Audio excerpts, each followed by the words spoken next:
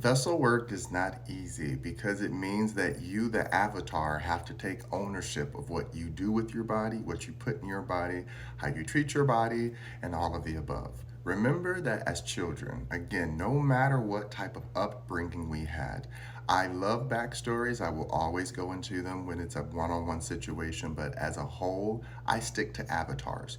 We all have stuff. We've all been pulled out the dirt, the mud. If not, we've all been taught how to avoid the mud, the dirt. The point is that you yourself, as the avatar adult, have to figure out what you like out of what you've been taught.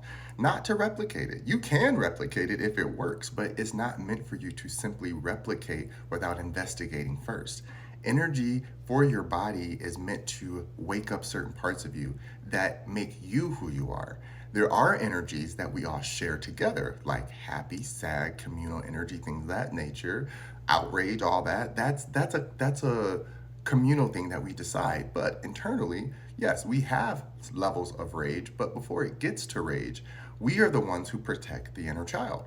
So, depending on how much of the conditioning from the outside world we allow to become our identity and wear as our own, then we start to project. When we say we're projecting onto others what we feel about ourselves, it means we're feeling a certain way about something we've been taught. And then when we see that thing that we know we've done so good at not being and pretending not to be and avoiding so well, that now that we see it, we feel we're supposed to judge it, which gives us this feeling inside of power and shame, right? Because they go together. In order to feel powerful, there's some level of shame that's attached to it because you're going to always have imposter syndrome of, why do I feel I get to get away with this? Why is it that people let me get away with this? Why is this something that people like happening to them to get away with, right? These are all levels of identity that are attached inside of one thing that we label as control, right? So if you know how to take charge of, not control of, take charge of your body and its functions, then you take back its autonomy,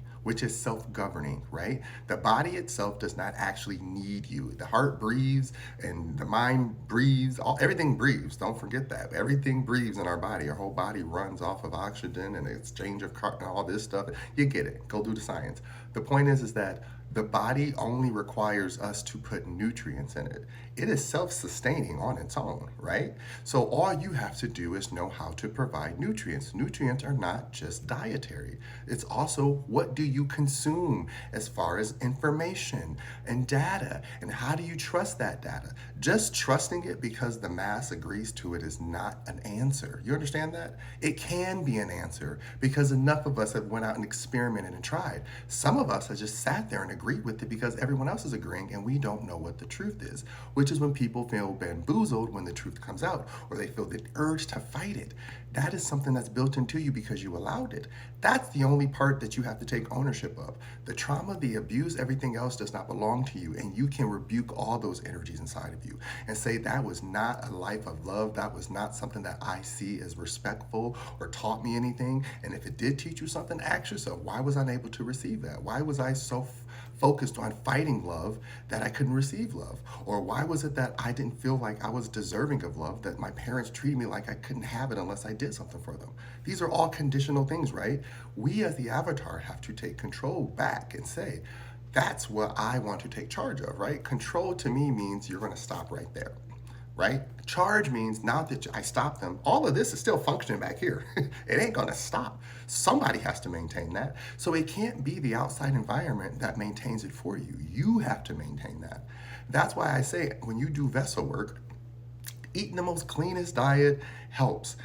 If you work in Reiki, right? I always tell people, you can put other things in your body, but if you're going to do Reiki, which is an exchange of energy, it's best to have a super healthy vessel because you're taking on someone else's negative energy. It's not about, oh, they're a super vegan. I'm vegan, so I'm not putting anyone down, but it's not about eating a super diet. It's not about not eating flesh and all that stuff. That is a choice.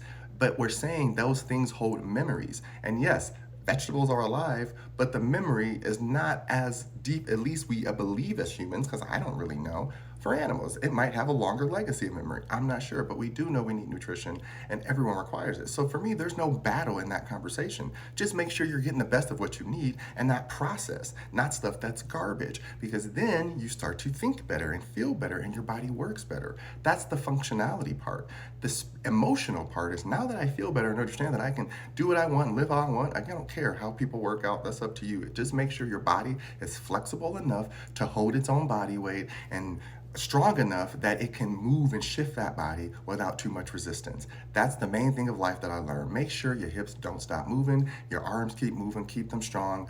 Do breathing exercises. Make sure you maintain a weight that your knees can handle. Make sure that you can maintain a diet that your body can handle. That's the answer. I don't care what anyone else says, that's the answer. Now that you've done that part, you get to the emotional part, the trauma work, the shadow work of why do I keep allowing myself to feel that I don't deserve to feel this way? I tell people you get to deserve to feel how you want to feel, but there is a level of polarity and duality I talk about. If you go too far into feeling like you deserve something, you become entitled. And if you go too far into feeling like you don't deserve it, you start losing yourself and you have no identity. So you have to learn how to ride the middle a little bit. You're going to divert into each one on its own and polarize between them, and it's going to be a yin-yang balance, whatever. Just know how to survive in both worlds without falling apart.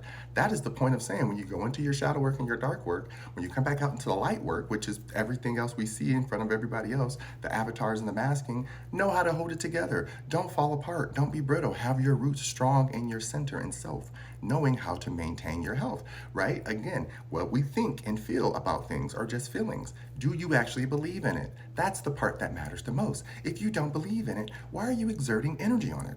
That's all I ask people. I've had conversations with people where they start replicating conversations I know that only an old grandpa could have had with his son, and that little baby was listening. And then this little baby comes to repeat it to me like I'm not older than him. I'm like, baby, the topic you're speaking on wasn't even relevant when you were born, so I know this came from your ancestors.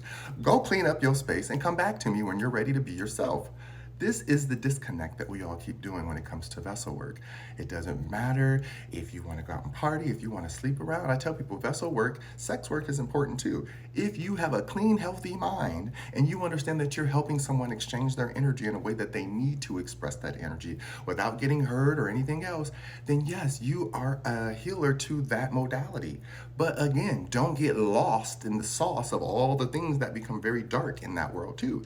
That's why you have to take a very strong person to do sex work, because everybody can't do that. And that's why I was telling people, I'm not putting people down, but you got to understand, it's still nasty. I'm just saying, it's fun, but it's nasty. I love being nasty, but at the same time, it's just a word. Nasty don't mean you're bad. Nasty just means there's a lot of wet things and slippery things and smells and stuff that happen. It's nasty. Get over it. So what I say is, be healthy in all you do. Just don't go out there and start diluting it down and making yourself believe you don't deserve it because somebody else mistreated you or what you've been given has been a mistreated replication. It's not going to be easy to spot it, but when you learn how to decipher and have discernment about what you deserve and like, then you start understanding which path to take. It's never going to stop. The mayhem will never stop. This world, as long as you're on this physical earth, whatever it's meant to represent, is never going to stop coming at you. All you can do is learn how to protect yourself, be balanced in self, and know that you don't have to focus on everyone else's stress and anxieties.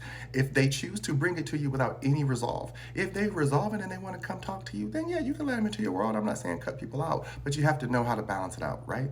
I hope that makes sense. Go drink some water. Love you.